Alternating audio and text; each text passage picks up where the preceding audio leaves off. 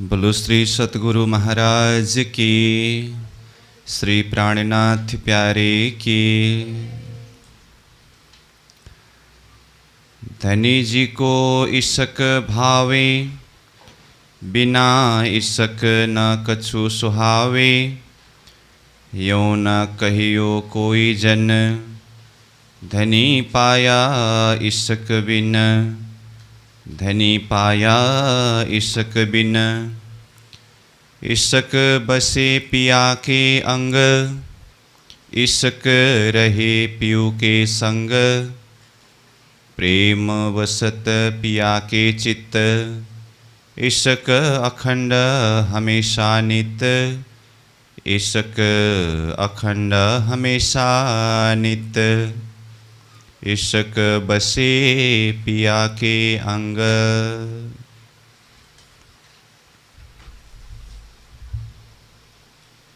उपस्थित सभी साधक साधिकाएं, धर्मनिष्ठ सुंदर साह जी, आप सभी को सप्रेम प्रणाम। तारतम सागर अंतर्गत परिक्रमा ग्रंथ प्रशिक्षण प्रसंग में पहला प्रकरण का 18 नंबर चौपाई तक का चिंतन हो चुका है। तो अभी इस कक्षा में 19 नंबर चौपाई से हम आगे बढ़ेंगे। तो चौपाई को देखिए 19 नंबर से। अक्षरातीत धाम धनी स्वरूप महामती प्राणनाथ जी ये परिक्रमा ग्रंथ के माध्यम से परमधाम का वर्णन कर रहे हैं। तो प्रारंभ में ईशक का प्रकरण प्रस्तुत किया। तो यही प्रसंग को आगे बढ़ाते हुए कहते हैं, ईशक बसे पिया के अंग। ईशक यानी कि प्रेम, वो पिया के अंग में ही बसे यानी कि रहते हैं, निवास करते हैं।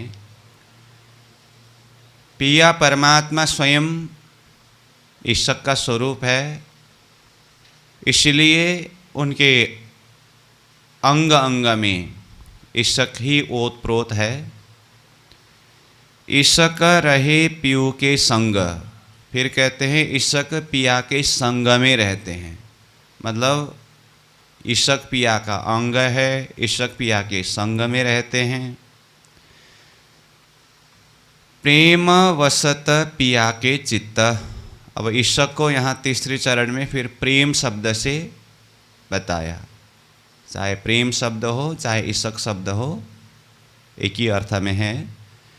तो ईशक अथवा प्रेम बसत पिया के चित्त, पिया के चित्त में बसते हैं, रहते हैं। ईशक अखंड हमेशा नित्य। ईशक अखंड है, हमेशा। हमेशा का अर्थ भी नित्य निरंतर अखंड अर्थ में ही होता है, और नित्य मतलब नित्य है। तो अखंड, हमेशा, नित्य शब्द अलग अलग है, अर्थ लगभग एक ही है, एक पर्याय शब्द की तरह है। दिव्य परम धाम में ईशक अखंड है, हमेशा है और नित्य है। आगे, ईशक बतावे पार के पार, ईशक नहे चल घर दातार। ईशक होए न नया पुराना, नई ठौर न आवत आना। 20 नंबर चौपाई। ईशक बतावे पार के पार। ईशक कहाँ की बात बताएंगे? पार के पार। अब यहाँ पार के पार शब्द का अर्थ देखें तो क्षर ब्रह्मांड से पार अक्षर, और अक्षर से पार वतन यानी कि अक्षरातीत। क्षर अक्षर अक्षरातीत है ना। तो पार के अक्षर से भी पार, अक्षरातीत परमधाम। के विषय में यह ईशक प्रेम बताते हैं। ईशक नहचल घर दातार, यह ईशक ही नहचल शब्द का अर्थ अखंड। घर दातार, नहचल घर, अखंड घर, दातार मतलब देने वाले, देने वाले मतलब वो घर तक पहुंचाने वाले। घर देना मतलब घर में पहुंचाना, घर की पहचान कराना, वो ईशक ही है। ईशक होए न नया पुराना, वो नित्य है, सदा सर्वदा है, इसीलिए वो कभी नया भी नहीं होते हैं और पुराना भी नहीं होते हैं।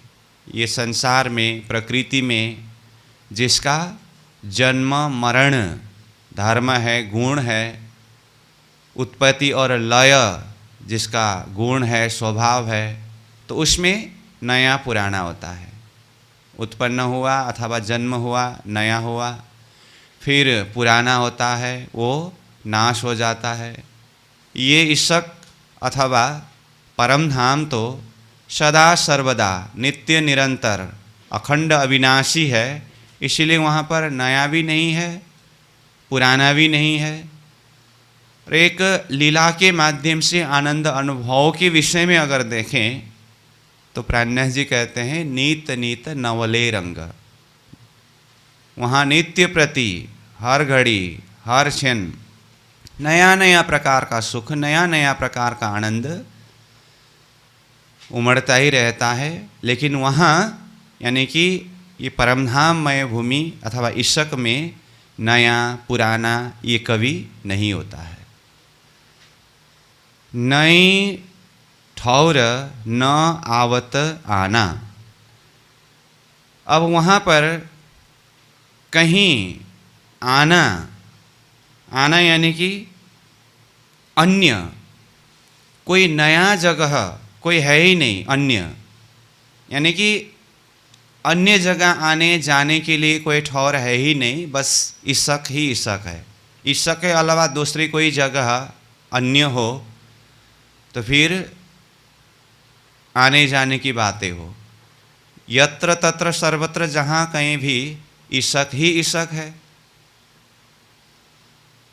इसीलिए कहीं आना जाना भी अगर हो तो फिर ईशक के अलावा दूसरा कोई जगह है ही नहीं। ईशक साहिब सो नहीं अंतर, जो अरस परस भीतर, ये सुगम है सुहागिन, जाको अंकुर याही वतन। 21 नंबर चौपाई। ईशक साहेब सो नहीं अंतर। देखिए जो आने वाले चौपाई है जिसको हम पहले से ही जोड़ दे रहे हैं, प्रेम ब्रह्म दो एक है, तो वही भाव को यहाँ संकेत करके बता रहे हैं। ईशक साहेब सो नहीं अंतर। अंतर मतलब भिन्न, अलग अथवा फर्क। ईशक और साहेब में, साहेब मतलब परमात्मा में, प्रियतम धनी में, श्रीराज जी में कोई अंतर नहीं है, कोई भिन्न नहीं है, वो एक ही है। ईशक साहेब सो नहीं अंतर, जो अरस परस भीतर। जो ईशक पिया के अरस परस में और भीतर में मतलब अंदर भी देखिए बाहर भी देखिए, भीतर मतलब भीतर, अरस परस आमने सामने मतलब चारों तरफ, यत्र तत्र सर्वत्र ईशक ही ईशक भरपूर है। ये सुगम है सुहागिन। सुगम मतलब सहज सरल। ये मतलब क्या? यह ईशक प्रेम। ये प्रेम को पाने के लिए अथवा अनुभव करने के लिए, भीतर अरस परस सब में दर्शन करने के लिए सुहागिन आत्मा के लिए बिल्कुल ही सुगम है, क्योंकि वो उनका स्वभाव है। सुगम क्यों है? सहज क्यों है? जो सुहागिन आत्माओं की स्वभाव है।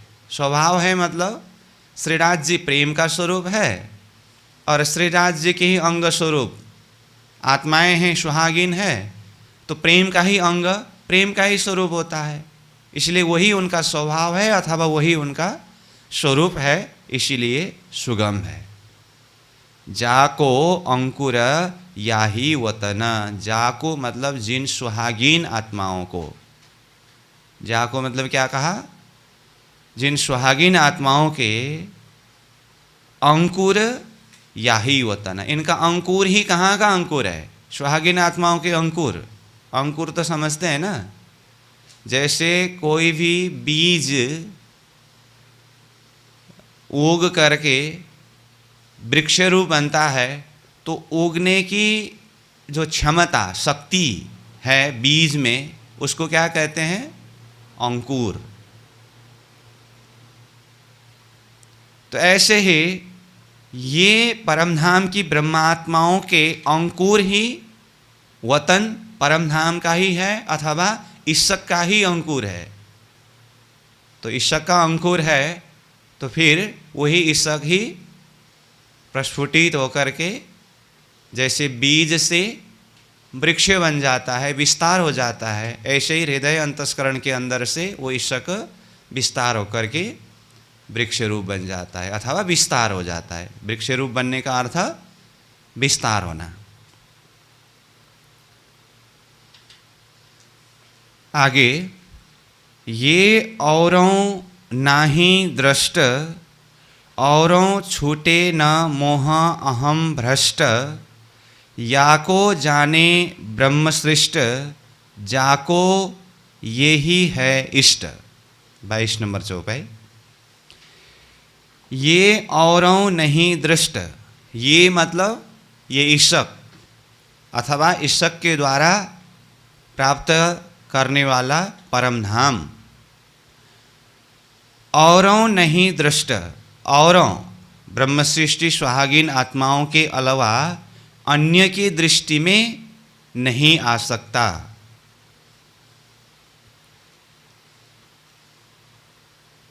आगे, औरों छूटे न मोह अहम भ्रष्ट, औरों ब्रह्म सृष्टि के अलावा अन्य, अब जीव सृष्टि संसार के जो नश्वर जीव है उनके लिए छूटे न मोह अहम भ्रष्ट।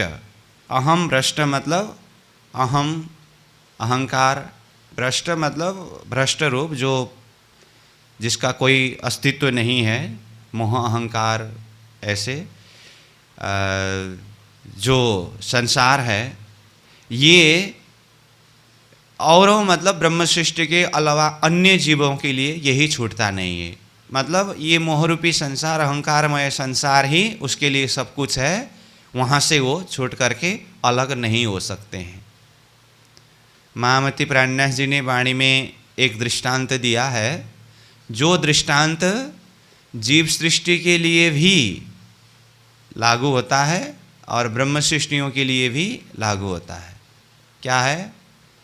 जिस तरह से जल के जीव जल से अलग नहीं रह सकते हैं, उदाहरण के लिए जैसे मछली, तो ये एक दृष्टांत है, उदाहरण है। अब इसका सिद्धांत जीव सृष्टि को देखें तो जीव सृष्टि रूपी मछली के लिए जल क्या है? मोह। यहाँ पर कहा ना, मोह अहम भ्रष्ट, मोह अहंकार। तो जीव सृष्टि का घर ही वही है, इसीलिए मोह अहंकार से अलग होकर के जीव सृष्टि रह ही नहीं सकते, जैसे जल से अलग होकर के जल का जीव रह नहीं सकते। और यही उदाहरण ब्रह्म सृष्टियों में भी सिद्धांत के रूप में घटता है। ब्रह्म सृष्टियों का आधार जीवन क्या है? परमधाम का प्रेम, श्रीराज जी का इश्क। तो जिस तरह से जल का जीव जल से अलग होकर के रह नहीं सकता है, इसी तरह से परमधाम के प्रेम रूपी सागर में डूबने वाली ब्रह्मात्माएं वो प्रेम से अलग होकर के, इश्क से अलग होकर के रह नहीं सकते। तो यहाँ पर कहा कि औरों छूटे न मोह अहम भ्रष्ट। औरों मतलब जीव सृष्टि ये मोह अहंकार रूपी सृष्टि से छूटते नहीं, वहाँ से अलग नहीं हो सकते हैं। या को जाने ब्रह्मसृष्ट। या को मतलब जिस ईश्वर के विषय में बात हो रही है, प्रेम के विषय में जो बात हो रही है, या को जाने ब्रह्म सृष्टि। ब्रह्म सृष्टि वो प्रेम के विषय में जानते हैं, समझते हैं। जाको यही है इष्ट। जाको मतलब जिसके, जिसके मतलब ब्रह्म सृष्टियों के, यही है इष्ट। यही मतलब यह ईश्वर का स्वरूप। ईश्वर और साहेब एक ही है कहा ना, तो ये ईश्वर का स्वरूप रूप साहेब ही जाको जिस ब्रह्म सृष्टियों के इष्ट है। ईश्वर की बात बड़ी रोशन, जासों सुख लेसे 14 भवन, सो भी सुख नहीं चल, ईश्क दृष्टि न रहे जरा मैल। 23 नंबर चौपाई। इश्क की बात बड़ी रोशन। अब इश्क की बात ये तो सहज ही है, इश्क की बात है, प्रेम की बातें बड़ी रोशन। रोशन मतलब प्रकाशमय, उज्जवल, बहुत ही प्रकाशमय है, उज्जवल है, तेजमय है। जासों सुख लेसी 14 भवन, जिसके द्वारा, जासों मतलब जिसके द्वारा, यानी कि इसके के द्वारा, सुख लेसी 14 भवन, 14 लोक में ही सुख लेंगे। अब 14 भवन सुख लेसी, इसमें दोनों भाव से देखिए। यहाँ ब्रह्म आत्माएं यहाँ संसार में खेल में आने पर भी वो ईश्वर की पहचान होने के बाद खेल में बैठे बैठे अथवा 14 लोक ब्रह्मांड में बैठे बैठे ही वो ईश्वर का सुख यानी कि परमधाम का सुख लेती है, अनुभव करती है। इस अर्थ में देखें तो सुख लेने वाली कौन है? ब्रह्म सृष्टि। कहाँ? यहाँ खेल के बीच में ही। किसके द्वारा? ईश्वर के द्वारा। अब इसी को दूसरे हिसाब से देखें तो ब्रह्म सृष्टियों के द्वारा ये खेल में 14 लोक ब्रह्मांड में ईश्वर का जाहिर होने से, विस्तार होने से ये 14 लोक ब्रह्मांड के जीव भी ब्रह्म सृष्टियों की संगत से अथवा कृपा से ये ईश्वर का अनुभव करेंगे। तो इस हिसाब से देखें तो 14 लोक में ईश्वर का सुख लेने वाले जीव सृष्टि भी है तो इसके अधिकारी ब्रह्म सृष्टि ही है। परंतु वाणी में प्राणनाथ जी ये भी कहते हैं, दिया तुम्हारा पावही दुनिया 14 तवक्क। ब्रह्म सृष्टियों के द्वारा 14 लोक ब्रह्मांड के जीव को भी यह सुख मिल रहा है। और वाणी में प्राणनाथ जी ने यहाँ तक कहा है कि ब्रह्म सृष्टियों के संगत करने वाले जो जीव सृष्टि है उसको भी वो सुख से, वो सुख मतलब ब्रह्म सृष्टि जो सुख का अनुभव कर रहे हैं, जिसके संगत से जीव सृष्टि भी जिस सुख का अनुभव कर रहे हैं, उस सुख से मैं कभी भी अलग नहीं कराता हूँ। जो कदी जीवे संग कियो ताको मेलो ना करो भंग, रंग भेलू वासना वासना सत के अंग। इस हिसाब से देखें तो ब्रह्म सृष्टि ही प्रेम के अधिकारी होते हुए भी जीव सृष्टि को भी एक प्रसाद के रूप में, बख्शिश के रूप में प्रदान किया है। तो इस तरह से दोनों भाव से देख सकते हैं। जासों सुख लेसी 14 भवन, सो भी सुख नहीं चल। 14 लोक ब्रह्मांड में सुख ले रहे हैं ना, तो 14 लोक ब्रह्मांड में लिया हुआ सुख को ऐसा मत समझिए कि ये संसार का ही नश्वर सुख है तो 14 लोक ब्रह्मांड नश्वर है, नाशवांत है। परंतु यहाँ जो सुख को अनुभव कर रहे हैं ईश्वर के माध्यम से, वह सुख कैसा है? सो भी सुख निश्चल। निश्चल शब्द का अर्थ क्या है? अखंड। अखंड सुख है। सुख में तो सुखदायम, पर स्वादन आवत ऊपर। दुख आए सुख आवत, सु मेहर खोलत नजर। मेहर सागर का चौपाई है ना।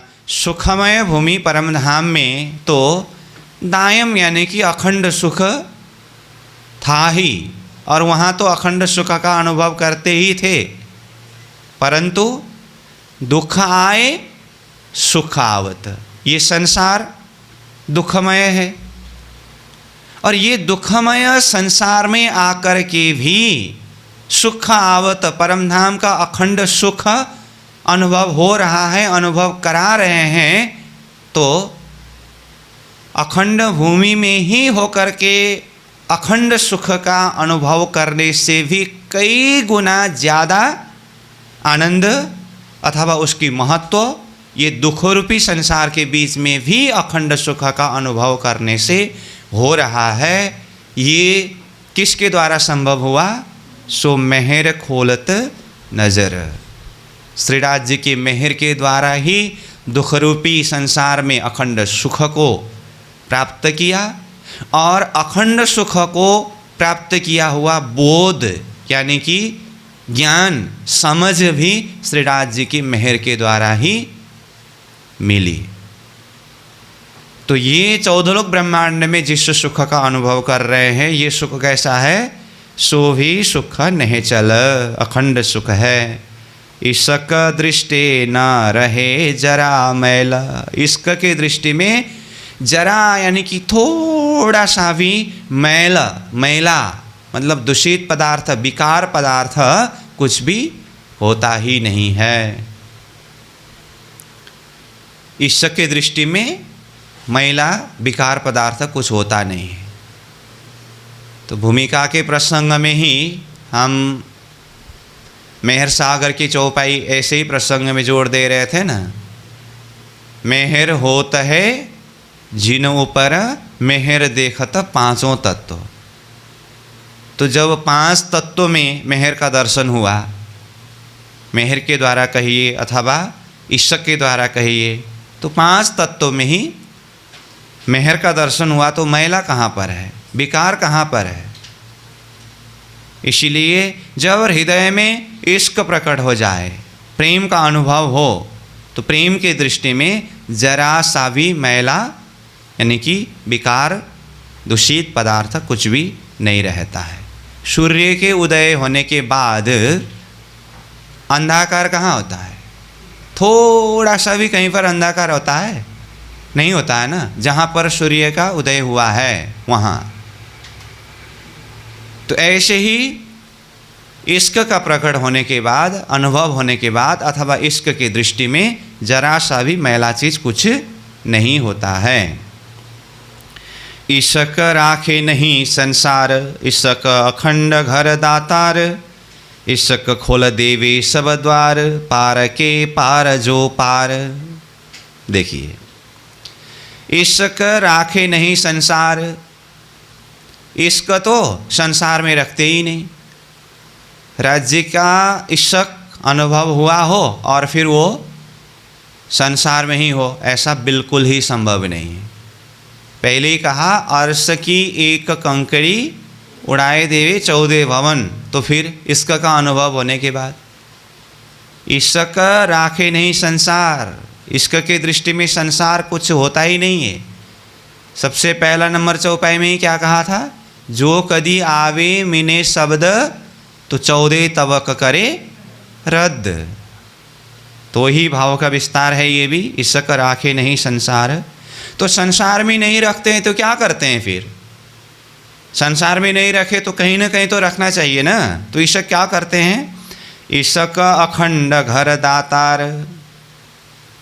पहले भी ऐसे ही भाव आया था ऊपर, निश्चल घर दातार करके आया था। यहाँ पर अखंड घर दातार। निश्चल का अर्थ भी अखंड है, दोनों वही भाव है। ईशक अखंड घर दातार, ईशक यानी कि प्रेम अखंड घर को दातार देने वाले हैं, पहुंचाने वाले हैं। अब जो चौपाई का चरण प्राय सब कोई सुनते ही रहते हैं, बोलते ही रहते हैं, वो यहाँ पर सामने में आ रहा है। क्या है? ईशक खोल देवे सब द्वार। ये तो किसी के लिए नया बिल्कुल ही नहीं है। ईशक खोल देवे सब द्वार, ईश्क ही संपूर्ण द्वार को खोल देते हैं, मतलब परमधाम की दरवाजा को खोल देते हैं। अब सब द्वार करके कहे तो परमधाम का दरवाज़ा शब्द प्रयोग करूँ तो फिर आपको एक ही दरवाज़ा दिमाग में आएगा। परमधाम के अंदर ही अगर देखें तो भी कितने सारे दरवाज़ा है। सबसे पहला नंबर तो बड़ी रांग में 32 पहल में 32 द्वार करके आता है। वहाँ से अंदर जाते जाते जाते फिर 25 पक्ष से परमधाम को तो पार कर लिया, यानी कि बाहर की सारी 7 परिक्रमा को। उसके बाद रंगमहल का मूल दरवाज़ा, वहाँ से अंदर भी प्रवेश किया। फिर मूल मिलावा का दरवाज़ा, ये तो परमधाम अंदर की ही बात। यहाँ वर्तमान हम जहाँ बैठे हैं ना, 14 लोक ब्रह्मांड के अंदर मृत्यु लोक में, यहाँ से ही अगर देखें तो सारे लोकालोक में कितने दरवाज़ा है। स्वर्ग रूपी दरवाज़ा को पार करना होगा, वैकुंठ रूपी दरवाज़ा को पार करना होगा। विराट में अष्टावरण पड़े हैं ना, तो ये आवरण सारा क्या है? एक एक आवरण को पार करना, एक एक दरवाज़ा को पार करना है। फिर महतत्व निर्गुण निराकार, फिर आगे इतना भयंकर अंधाकार है, वो दरवाज़ा को खोलना कितना मुश्किल है। महाशून्य समष्टि, पंचमी क्षर समष्टि। कहने का अर्थ हद के दरवाज़ा, बेहद के दरवाज़ा, अक्षर के दरवाज़ा, अक्षरातीत परमधाम के अंदर भी अलग अलग दरवाजे हैं। करते करते परात्मा स्वरूप में उठना, परमात्मा से मिलना, अपने हृदय अंतस्करण से अंदर अंदर जा कर के आत्मा का दर्शन करने के लिए भी इंद्रिय से परे मन, फिर बुद्धि, चित्त, अहम, अलग अलग दरवाजे हैं कि नहीं। फिर आत्मा का दर्शन करना, ये सारा ईश्वर के द्वारा ही संभव है। मतलब आत्मा के दर्शन भी और परमात्मा के दर्शन अथवा साक्षात्कार भी ईश्वर के द्वारा ही संभव है। ईश्वर को खोल देवे सब द्वार। मेरे मीठे बोले साथ जी, हुआ तुम्हारा काम, प्रेम में मगन होइयो खुलिया दरवाजा धाम। यहाँ पर भी प्रेम के द्वारा ही धाम का दरवाज़ा खोलने की बात है। तासों महामती प्रेम ले तौलती, तिन से धाम दरवाज़ा खोलती। यहाँ पर भी देखिए तो धाम दरवाज़ा खोलने के लिए राजी महाराज पहले आत्माओं को प्रेम के तुला में तौलेंगे। तासों महामती प्रेम ले तौलती, उसके बाद ही धाम का दरवाज़ा खोलेंगे। तो ऐसे बहुत सारी भाव है अन्य चौपाइयों में भी। अब यहाँ तो हमें सीधा सीधा चौपाई के शब्दार्थ भावार्थ समझ करके जाना है, बाकी प्रसंग तो स्वयं चिंतन करते समय भी जोड़ते जाना है, जुड़ता जाएगा। ईश्वर का खोल देवे सब द्वार, पार के पार जो पार। तो यहाँ पर पार पार पार शब्द कितनी बार आया? 3 बार आया। तो पहले ऊपर 2 बार पार पार आया था 20 नंबर चौपाई के पहला चरण में, तो 2 बार आया तो क्षर से परे अक्षर, फिर वहाँ से परे अक्षरातीत कहा। अब यहाँ पर 3 बार पार पार आया, तो ये 3 बार पार आया तो एक तो वार है ही, उसके बाद 3 बार पार पार का अर्थ क्या क्या है? हद की भूमि, ये तो है ही। पार बेहद, के पार अक्षर, के पार परमधाम। ठीक है। अब परमधाम के अंदर ही प्रवेश होने के बाद भी फिर पार पार पार है। 25 पक्ष परमधाम, फिर पार रंगमहल, फिर पार मूल मिलावा, मूल मिलावा में जागृत होना है ना। और मूल मिलावा में उठने के बाद परमधाम की दिव्य लीला के हिसाब से अगर देखें तो फिर सबसे अंतरंग गुज्य लीला रंगमहल के पांचवें होम, तो वहाँ तक की सुख की बात होती है। तो कोई भी चौपाई को शब्दार्थ के हिसाब से एक भाव बताया जाता है, लेकिन समझ के हिसाब से देखते समय एकदम एक बार अर्थ किया तो बिल्कुल उसी में ही रहेगा ऐसा नहीं है, अलग अलग भाव से चिंतन करना होता है। समझने के एक सूत्र ही बता सकते हैं, तो इस तरह से समझना होगा। तो पार के पार जो पार, तो सीधा सीधा समझने के लिए पार बेहद के पार अक्षर, पार वतन परम नाम कहने से सारा क्षर ब्रह्मांड बेहद अक्षर अक्षरातीत सब उसी के अंदर समा जाता है। और परम नाम तो सब प्रेममय भूमि है ही। फिर आगे देखिए, इशक घाये करे टूक टूक। इशक जो है ना, ये ऐसा घाव बनाता है, ऐसा चोट पहुंचाता है ना, टूक टूक कर देता है। टूक टूक मतलब टुकड़ा टुकड़ा कर देना, खंडित कर देना। कहा भयो जो मुख थे कहो, जब लग चोट ना निकसे फूट। प्रेम बान तो ऐसे लगत है, जो अंग होत है टूक टूक। किरंतन वाणी की चौपाई है। तो यहाँ पर भी प्रेम के विषय में मुख से कहने से कुछ होने वाला नहीं है। जब प्रेम का बाण हृदय के अंदर लग जाता है ना, प्रेम बाण तो ऐसे लगत है, ऐसा लग जाता है, अंग होता है टूक टूक, गलित गात हो जाता है। तो यहाँ कहा इशक घाये करे टूक टूक। इशक आत्मा के हृदय के अंदर एक चोट पहुंचाता है। ये परिक्रमा ग्रंथ है। उधर सागर श्रृंगार ग्रंथ में जाने के बाद, वो बिल्कुल भाव दशा की गहराई में जाने के बाद ऐसे ऐसे चौपाई आते हैं कि वो इश्क का बाण जो है ना, वो त्रिकोणा करके आता है। जैसे बाण होता है ना, अंदर जाने के लिए तो जाने का भाग तो ऐसे नोकीला होता है, सीधा चला जाता है, और उसको बाहर खींचना हो तो बाण का ऐसा होता है ना, तो ये भाग खींचते समय निकलना मुश्किल, और जबरदस्त निकालना चाहे तो फिर कितना चोट पहुंचाएगा, कितना दर्द होगा।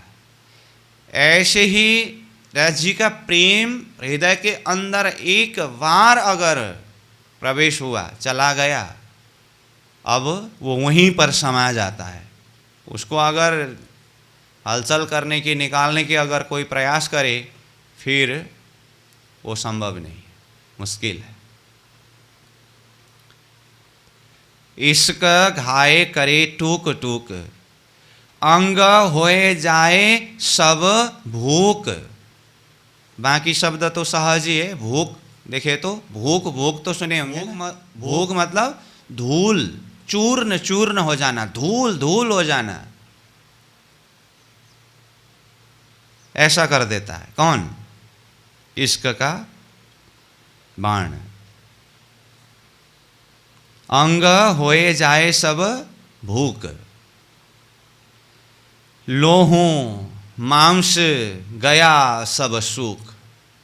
अब इश्क का बाण जिसको लगा हो और जिसके द्वारा घाव हुआ हो, अब ये घाव ठीक होने वाला नहीं है। चाहे इश्क का घाव कहिए, चाहे विरह का घाव कहिए। किरंतन वाणी में प्राणनाथ जी विरह के विषय में भी कहते हैं, तो कहते हैं ये विरह का घाव अगर जिस साहेब के विरह में आत्मा विरहीन है, वो साहेब सामने में प्रकट हो जाए अथवा सन्मुख हो, तो फिर ठीक है। बाकी किसी भी तरह से इसको ठीक नहीं कर सकते। सो जो साहेब में देखिया, सो मिले होए सुख चैन, तब लग आत्मा रोवत, सूखे लोहों पानी नैन। जो साहेब में देखिया, जो मेरे साहेब है अथवा जिसको मैंने साहेब के रूप में, मेरे मालिक के रूप में पहचान किया, सो मिले, अगर वो मुझे मिल जाए, होए तो होए सुख चैन, तब मुझे सुख होगा, चैन होगा, आनंद होगा। वरना तब लग आत्म रोवत, तब तक आत्मा रोती ही रहती है, तड़पती रहती है, बिलखती ही रहती है। सूखे लोह पानी नैन, लोहों यानी कि खून सूख जाए, शरीर का पानी तरल पदार्थ, आँख से अश्रु सारा सूख जाए तो भी विरहीन आत्मा के हृदय में वो चैन नहीं हो सकता। तो ऐसे ही यहाँ पर इश्क का बाण भी ऐसा ही है। इश्क का घाव सब टूक टूक कर देते हैं, धूल धूल कर देते हैं, और लोहों मांस गया सब सुख, सब सुख गया यानी कि सब सुखा देता है। मतलब बिल्कुल ही अस्तित्वहीन बना करके छोड़ देते हैं। लोह मांस गया सब सुख, चित्त चल न सके कहूँ चूक। चित्त चल न सके, अब ऐसे घायल जो है चित्त, कहीं चल नहीं सकती है। कहाँ चल सके, वो तो धूल धूल हो गया, वो तो टूक टूक हो गया, लोह मांस सब सूख गया। कहूँ चूक, चूक मतलब भूल। अब कहीं चलने का भूल नहीं कर सकते, ये भी होगा, और अपने प्रियतम धामधनी परमात्मा के चिंतन में, उनके ही इश्क में डूबे रहने से वो कभी भी चूक नहीं हो सकता, भूल नहीं हो सकता इससे। आगे, इश्क आगो न आवे माया, इसके पिंड ब्रह्मांड उड़ाया, इसके अरस वतन बताया, इसके सुख पेड़ का पाया। इश्क आगो न आवे माया, ये तो सहज ही है। इश्क के सामने में, प्रेम के सामने में माया नहीं आ सकते हैं। अगर इस तरह से समझने में कठिन हुआ तो पहले ही मैंने सूत्र बता दिया हूँ, ब्रह्म के सामने में माया नहीं आ सकते हैं, ये तो समझ सकते हैं ना। उदाहरण के लिए देखें तो सूर्य के प्रकाश के सामने में अंधेरा नहीं आ सकता है, होता ही नहीं है। दिन के समय में रात्रि होता है, ऐसे ब्रह्म के सामने में माया नहीं है, तो ब्रह्म ही प्रेम है। इसीलिए इश्क आगो न आवे माया, इसके पिंड ब्रह्मांड उड़ाया। इश्क ने तो पिंड ब्रह्मांड को ही उड़ाया। उड़ाया मतलब उसको अगण्य बना दिया, अस्तित्वहीन बना दिया। अब पिंड ब्रह्मांड को उड़ाने का भाव चर्चा होके आया है, मतलब उसके प्रति की आसक्ति को छुटा देता है। पिंड ब्रह्मांड उड़ाया, इसके अरस वतन बताया। अब कई चौपाई का भाव वही रिपीट हो रहा है। तो इसके अरस वतन बताया, इश्क ने क्या बताया? अरस, वतन। अरस का अर्थ भी घर है, वतन का अर्थ भी घर है, यानी कि परम धाम बताया। इसके सुख पेड़ का पाया, इश्क ने पेड़ का सुख को प्राप्त कराया। पेड़ शब्द का अर्थ क्या है? मूल। सुख तो अलग अलग जगह में अलग अलग प्रकार के सुख है, लेकिन मूल सुख कहाँ का सुख है? परमधाम का सुख, मूल मिलावा का सुख। सुख तो ब्रजमंडल में भी था, रासमंडल में भी था, जागने में भी है अपनी अपनी दर्जा से। तो मूल का सुख मतलब परमधाम का सुख। पेड़ मूल, सनमंद मूल को मैं तो पाँव पल छोड़ियो न जाए। अब छल बल मोहे कहा करे, मोह आद थे दियो उड़ाए। यहाँ पर मूल संबंध बताया ना, मूल संबंध कहाँ का संबंध? परमधाम का संबंध। तो ऐसे ही यहाँ पर पेड़ का सुख इसके द्वारा प्राप्त कराया।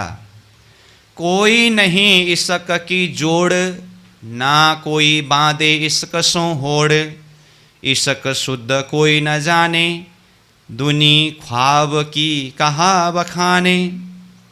कोई नहीं इसक की जोड़, जोड़ मतलब बराबर, इसक के बराबर में दूसरा कोई है ही नहीं। ना कोई बांधे इसक सो होड़, इसीलिए कोई भी इसक के साथ में होड़ यानी कि बाजी, शर्त, प्रतिस्पर्धा बोलते हैं ना, इसक के साथ में मैं बाजी रख करके, बाजी लगा करके जीत सकता हूँ करके, ऐसा होड़ बाजी, ऐसे कोई भी शर्त इसक के साथ में न रखे। बस इसके सामने में समर्पित हो जाए, उसी में ही कल्याण है। ना कोई बांधे इसक सो होड़, इसक शुद्ध कोई न जाने, इसकी शुद्धि को कोई नहीं जान सकते हैं संसार के जीव। दूनी ख्वाब की कहा बखाने, ख्वाब यानी कि झूठा, दुनी दुनिया के जीव कहाँ बखाने, इसक की महिमा को कैसे बखान कर सकते हैं अथवा कैसे समझ सकते हैं।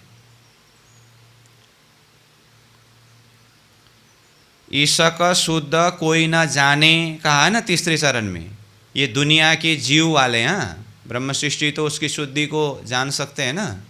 तो ये तीसरे चरण में जो बताया है वो चौथे चरण से लेना होगा, ख्वाबी दम वालों के लिए। दुनी ख्वाबी दम वाले हैं ना, उनके लिए कहा है। और वो इसक की बखान को नहीं कर सकते, मतलब जान नहीं सकते, उसकी महिमा को बता नहीं सकते। इसक आवे धनी को चाह्या, इसक पिया ने सिखाया। पिया इसक स्वरूप बताया, इसके पिंड ही को पलटाया। इसक आवे धनी का चाह्या। सुहागिन आत्मा क्या चाहती है? धनी के इसक आ जाए अथवा प्राप्त कर सकूं अथवा प्राप्त करे। और धनी स्वयं भी आत्माओं को वो इसक का ही अनुभव हो, यही चाहते हैं।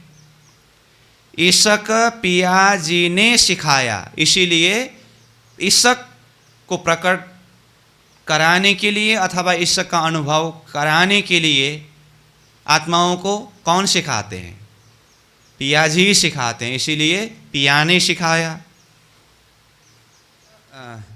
पिया इसक स्वरूप बताया।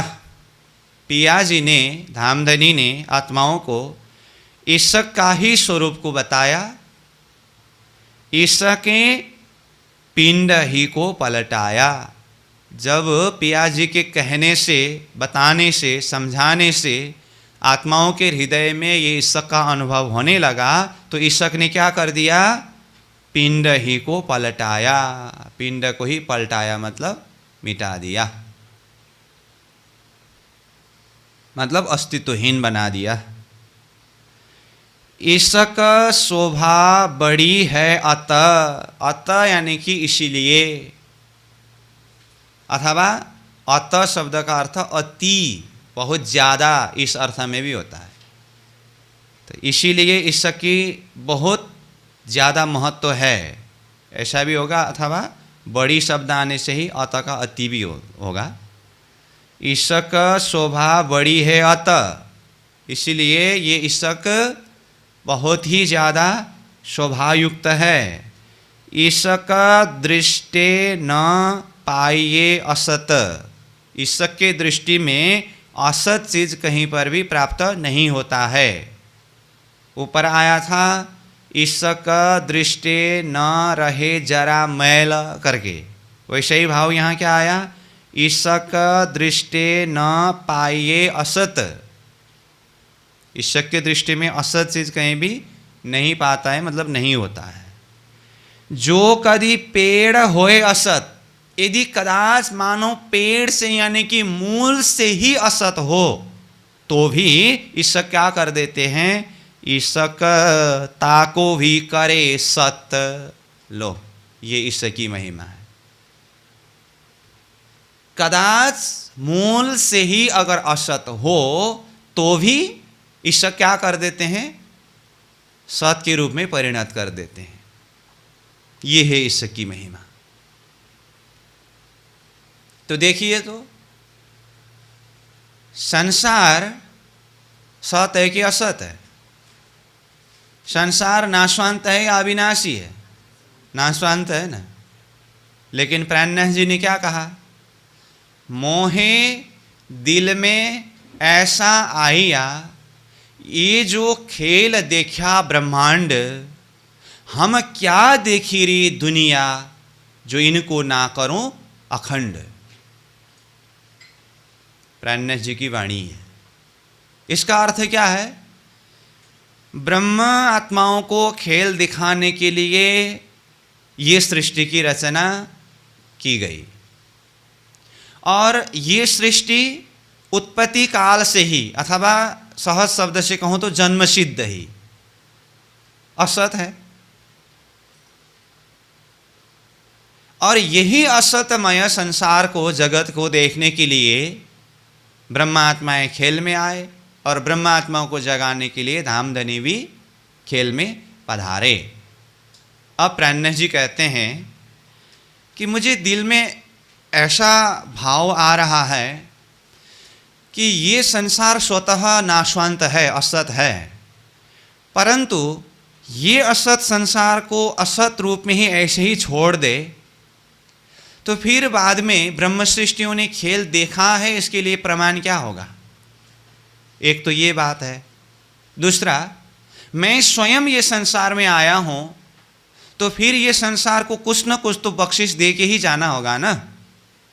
इसीलिए संसार स्वतः असत नाशवांत है होने पर भी अक्षरातीत धामधनी स्वरूप महामती प्राणनाथ जी ने इसको, यानी कि जगत को, एक नया बख्शिश प्रदान किया, जिसके द्वारा ये नाशवांत संसार को भी अखंड करा दिया।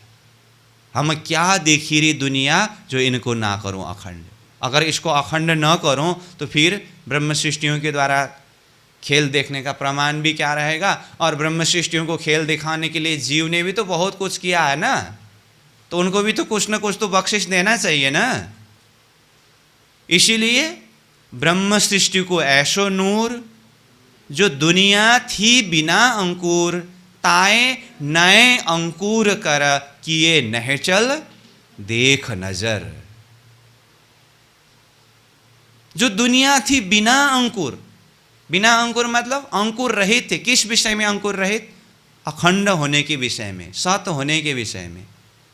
लेकिन ब्रह्म सृष्टियों के नूर, ब्रह्म सृष्टियों के प्रभाव से, ताकत से, बरकत से नाशवांत अंकुर वाले जीव को भी, अथवा अखंड होने के लिए जिसमें कोई अंकुर ही नहीं था, ऐसे जीव में भी ताए नए अंकुर कर, नया अंकुर भर करके किए नहचल, अखंड करा दिया, और देख नजर, प्रत्यक्ष से उनके नज़र से दर्शन कराया।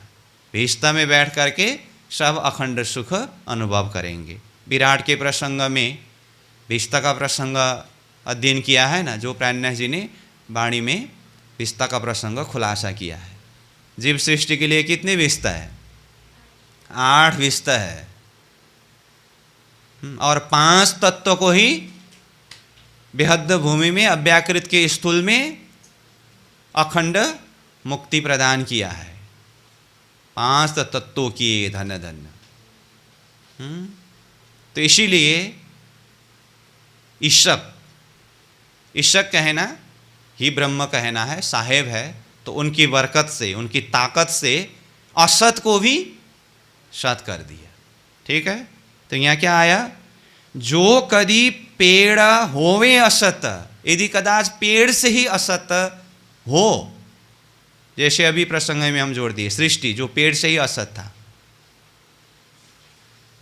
ईशक ता को भी करे सत, उसको भी सत करेंगे। जीव सृष्टि जो पेड़ से असत था उसको परम धाम का सुख देना, ये कोई साधारण सी बात है? हम अपनी अपनी स्थिति को देखिए। जब ये तारतम्य प्राप्त नहीं किया था, तारतम्य प्राप्त करने पर भी ज्ञान के द्वारा ये समझ अभी धीरे धीरे से जो जागृत होता जा रहा है, ये नहीं था। उस समय में अपने अस्तित्व को कैसे समझते थे? अपनी स्थिति सत जैसा लगता था या असत जैसा लगता था? अभी आकर के थोड़ा विचार करके देखते समय तो उस समय की स्थिति कुछ असत असत सा, अभी का कुछ सत होता हुआ ऐसा महसूस हो रहा है ना। अभी ही सत के फिर परिपूर्ण अवस्था में महसूस मत करिए, तब तो फिर गया। नीत खोजे चरनी चढ़े, इस चीज को नहीं भूलना चाहिए। तो धीरे धीरे करते करते मंजिल बहुत दूर है, लेकिन पहुंचेंगे। ट्रैक पकड़ा है, कुछ समय लग सकता है, लेकिन विफल कभी भी नहीं होगा, सफल ही होगा। अपने अंदर भी एक दृढ़ निश्चय होना चाहिए, लेकिन लगे रहना चाहिए। हाँ, ऐसी बात है।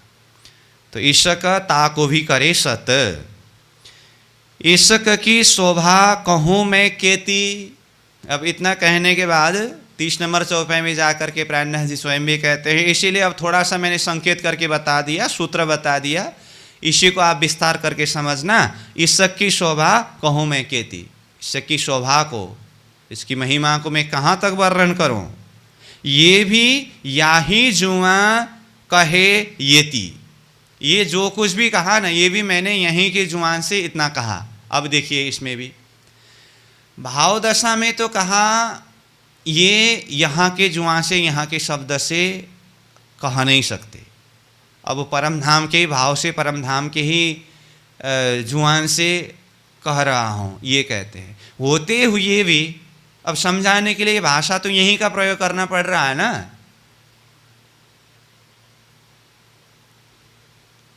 सागर ग्रंथ में भी मूल मिलाव का वर्णन करते हुए प्राणनाथ जी कहते हैं, ये शब्द तीत पहुंचे नहीं, पर कहे बिना न भागे हम।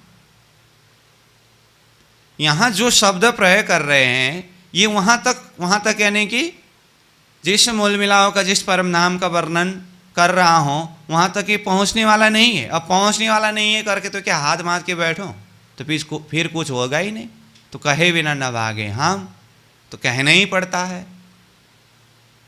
तो ऐसे यहाँ जिस शब्द के द्वारा जो कुछ भी कहा, अब इतना ही काफ़ी मानना चाहिए। ईशक की शोभा कहूँ मैं केते, ये भी या ही जुआ कहे एती, एती मतलब इतना जो कुछ भी कहा।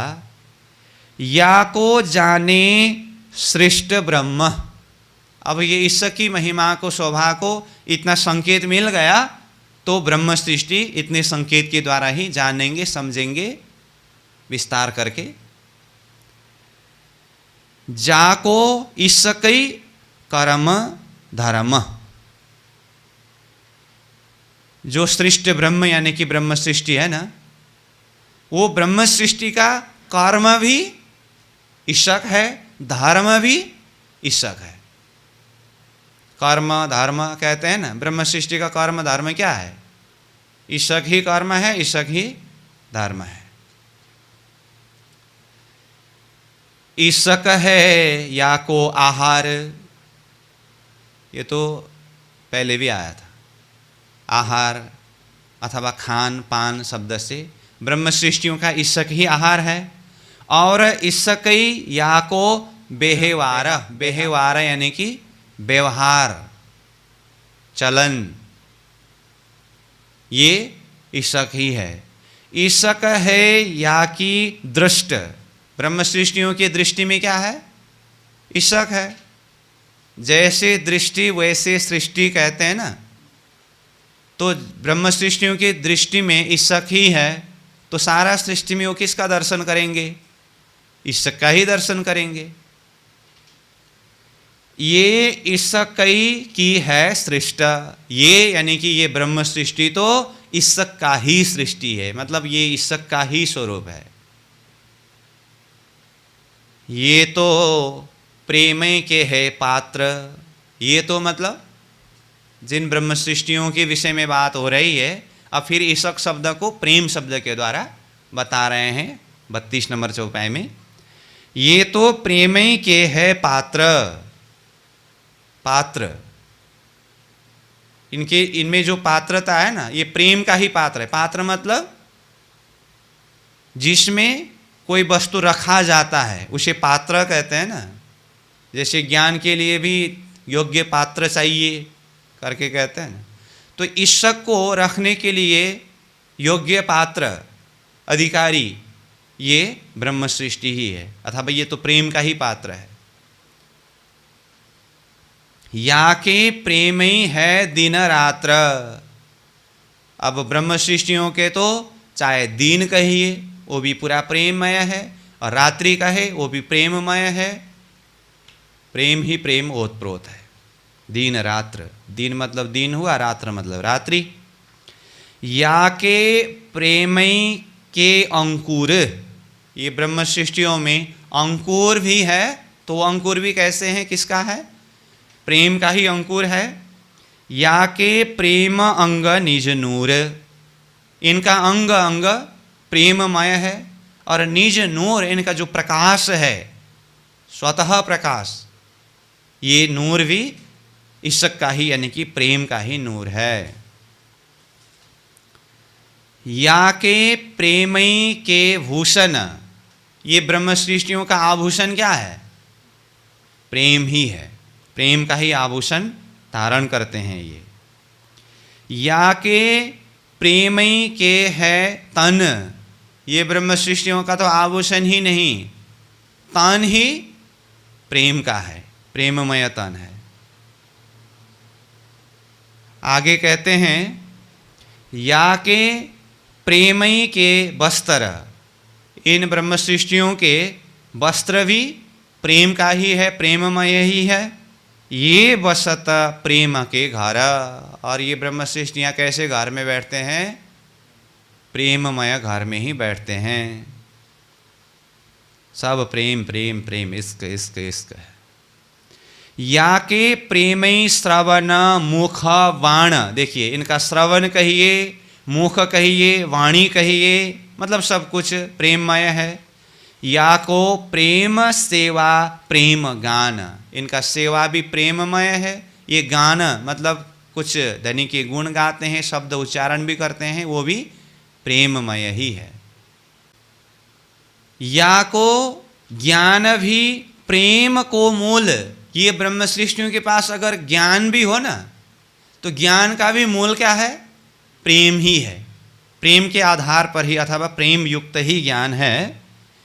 या को चलन न होए प्रेम भूल, इनके जो चलन है, आचरण व्यवहार, या को चलन न होए प्रेम भूल, प्रेम के अलावा इनका चलन नहीं होता है, व्यवहार आचरण नहीं होता है। और ये प्रेम के आचरण से कभी भी भूल नहीं करते, मतलब उनका आचरण ही प्रेममय होता है, वो अपने स्वभाव से कभी भूल नहीं करते हैं, चूक नहीं होता है। या को प्रेमई सहज स्वभाव, इनका सहज स्वभाव, स्वतः जो स्वभाव होता है ना, ये तो मेरा स्वभाव ही है कहते हैं ना लोग, तो ये सहज स्वभाव जो है ये भी प्रेम का ही है अथवा प्रेममय ही है। ये प्रेमई के देखे दाव, दाव मतलब अवसर, मौका, दाव, कोई ये मौका अवसर भी देखता है तो ये प्रेम का ही अवसर देखते रहते हैं, देखते हैं। बिना प्रेम न कछुए पाइए, इनको प्रेम के अलावा दूसरा कुछ प्राप्त नहीं होता है, मतलब इनके पास प्रेम के अलावा दूसरा कुछ चीज होता ही नहीं है। या के सब अंग प्रेम सुहाइए, इन ब्रह्म सृष्टियों के सब अंग अंग में प्रेम ही सुहाये शोभायमान है, सुहाता है। या की गत भांत सब प्रेम, इनकी गति भांति सब प्रेममय है। चौपाई कठिन नहीं है, शब्दार्थ के हिसाब से सहज ही है, बाकी तो इसको बार बार अध्ययन करके चिंतन करके उसको अपने अंदर उतारने की अभ्यास कोशिश होना चाहिए, वो तो मनन की बात है। तो इसीलिए मैं सीधा सीधा जा रहा हूँ। या की गत भांत सब प्रेम, या के प्रेमई कुशल खेम। कुशल खेम कहते हैं ना, आराम कुशल खेम, ये सब प्रेममय ही होता है। या के प्रेम इंद्री अंग गुण, इनके जितने भी गुणांग इंद्रिय है ना, गुणांग इंद्रिय समूह, ये सब प्रेममय ही है। संपूर्ण गुणांग इंद्रिय में प्रेम ही प्रेम भरा पड़ा है। बुद्ध प्रकृति नहीं प्रेम बिन, इनकी बुद्धि प्रकृति स्वभाव सब कुछ प्रेम के बिना कुछ होता ही नहीं है। या को प्रेमई को विस्तार, या को प्रेमई को आचार, इनमें प्रेम का ही आचरण का विस्तार होता है। मतलब इनका आचरण भी प्रेम ही है, जो कुछ भी इनसे विस्तार होता है वो प्रेममय ही होता है। या के प्रेमई के तेज ज्योत, इनके अंदर जो तेज है, ज्योत है, एक ऊर्जा शक्ति है, ये सब प्रेममय ही है। या के प्रेमई अंग उद्धोत, इनके अंग अंग में, उद्धोत मतलब प्रकाश, अंग अंग में प्रेम का ही प्रकाश प्रकाशित होता है। या को प्रेमई है रस रंग, इसमें रस रंग यानी कि आनंद, आनंद का रस, ये भी प्रेममय ही है। या को प्रेम सवों में अभंग, ये ब्रह्म सृष्टियों में सब तरफ प्रेम ही प्रेम ओतप्रोत है, और अभंग यानी कि ये कभी भी भंग नहीं होने वाला अथवा अखंड है। या को प्रेम स्नेह सुख साज, इनका प्रेम कहिए, सुख कहिए, साज सामग्रियाँ, जो भी वस्तु पदार्थ है वो सारा प्रेममय ही है। या को प्रेम खेलन संग राज, राज्य के साथ में खेलते भी है ना, खेलने की सामग्रियाँ अथवा खेल जो कुछ भी है वो सारा प्रेममय ही है। या के प्रेम सेज्या श्रृंगार, इनकी सेज्या, सेज्या मतलब विश्राम स्थल, श्रृंगार जो भी वस्त्र आभूषण पहले ही बताएं, या श्रृंगार शब्द आया, वो भी प्रेममय ही है। जाको वारन पाइये पार, इनके अंदर प्रेम ऐसे भरपूर है जिसका कोई वार पार नहीं है, मतलब कोई पारवार ही नहीं है। प्रेम अरस परस श्यामा श्याम, ये प्रेम के द्वारा ही इन आत्माओं को श्यामा श्याम, राज्य श्यामा जी के साथ में अरस परस करा दिया, मतलब अरस परस हो जाते हैं, आमने सामने हो जाते हैं।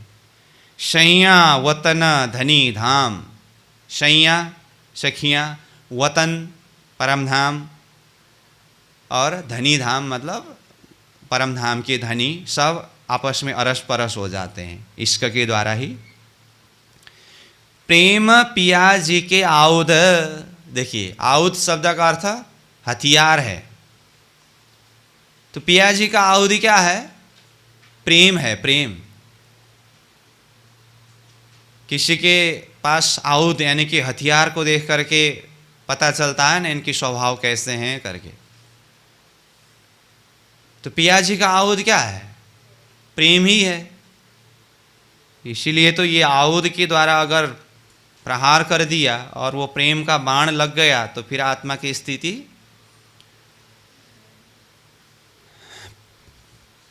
टूक टूक हो जाते हैं। प्रेम श्यामा जी के अंग सुध, अब राज्य की बात तो है ही, साथ में श्यामा जी के अंग में भी प्रेम ही प्रेम है, और ये शुद्धि है, ये ज्ञान है, समझ है। ब्रह्म सृष्टि की यही विध, ब्रह्म सृष्टियों में भी ऐसा ही प्रकार है, मतलब जिस तरह से राज्य में प्रेम है ऐसे ही श्यामा जी में है, ब्रह्म सृष्टियों का भी विधि ऐसा ही है, मतलब ऐसा ही सखियों में भी है, ब्रह्म सृष्टियों में भी है। ब्रह्म सृष्टियों की यही विधि। ये दूजे काहू ना दीध। देखिए ब्रह्म सृष्टि अपने अंदर जो प्रेम है ना, ब्रह्म सृष्टि के समूह के अलावा बाकी किसी को भी ये नहीं देते हैं। ये पूज्य बात है ना, इसीलिए अपने अंदर ही समाये रखते हैं। प्रेम सेना है अति बड़ी। अब प्रेम यानी कि इश्क तो अपनी जगह में है ही, अब उसके साथ में सेना चलते हैं, बहुत ज़्यादा बड़ा सेना है। जब मूल आउद ले चढ़ी, मूल आउद इश्क, मूल आउद हथियार को लेकर के चलते हैं ना, तो उसके साथ में फिर सेना, इश्क के साथ में अन्य सेना क्या क्या है। जैसे मेहर सागर में जुलूस शब्द आता है ना, तो जुलूस मतलब समूह का होता है। क्या क्या है, हुकुम मेहर के हाथ में, जोश मेहर के अंग, इश्क आवे मेहर से, बेशक इलम तीन संग। ऐसे हुकुम, मेहर, जोश, इश्क, इलम, ये सब सेनापति है, सेना है, जुलूस चल रहे हैं। ऐसे ही यहाँ पर इश्क है, उनके साथ में जुलूस चलते हैं। ये भाव यहाँ बता रहे हैं। सो रहे न काहों की पकड़ी। अब इसको कोई पकड़ नहीं सकते हैं, इतने शक्तिशाली है, सामर्थ्यवान है। यासों सके न कोई लड़ी। यासों मतलब ये प्रेम के साथ में, इश्क के साथ में और इनके सेना के साथ में कोई भी लड़ नहीं सकेंगे, युद्ध नहीं कर सकेंगे, देखते ही दूर से भाग जाएंगे। प्रेम आप पर न लखे, बिना धनी काहू न देखे। देखिए तो प्रेम तो अपने आप को भी न लखे, मतलब नहीं जानते हैं। नहीं जानते का मतलब अपने विषय में भी कोई ध्यान नहीं रखते हैं। तो क्या करते हैं, बिना धनी काहू न देखे। एक प्रियतम धाम धनी के अलावा बाकी कुछ भी नहीं देखते हैं। प्रेम की नजर ऐसे होते हैं। प्रेम राखे धनी को संग। ये प्रेम धनी के संग में ही रखते हैं आत्माओं को। अपनों भी ना देखे अंग, अपने अंग को भी नहीं देखते हैं, ध्यान में नहीं आता है, मतलब धनी में ही समर्पित कर देते हैं, कुर्बान कर देते हैं। और सब न सो चित्त भंग। जब अपना ही शुद्धि नहीं रहता है तो फिर बाकी के साथ में चित्त रहता है क्या? सबके साथ में चित्त भंग हो जाता है, मतलब संबंध छूट जाता है। एक पियाजी सो रस रंग। एक पियाजी के रस में, आनंद में ही ये आत्मा मगन हो जाती है। प्रेम पियाजी के अंग भावे। प्रेम पियाजी के अंग भावे। ये आत्मा को प्रेम क्या कराती? पियाजी के अंग ही उसको भाता है, अच्छा लगता है, प्रिय होता है। किसको? ब्रह्म सृष्टि को। जिस आत्मा ने ये प्रेम का अनुभव किया है, तो पियाजी के अंग ही भावे, मतलब क्या कहा? प्रिय लगना, पसंद आना, अच्छा लगना। हाँ, पिया बिना आपको भी उड़ावे। ऐसा पिया के बिना तो अपने आप को भी उड़ा देते हैं, मतलब अपना कोई अस्तित्व बाकी रखते ही नहीं।